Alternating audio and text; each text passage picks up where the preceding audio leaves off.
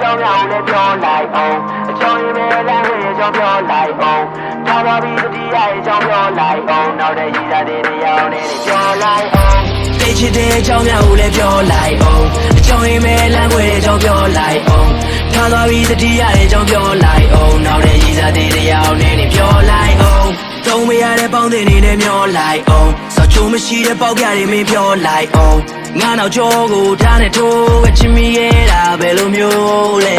နောက်ထပ်မရှိတော့ပါပတ်သက်ခြင်းများနှုတ်ဆက်လိုက်တော့ငါရဲ့မေးတဲ့ရှိုးလို့စင်များအမှန်မရှိမနဲ့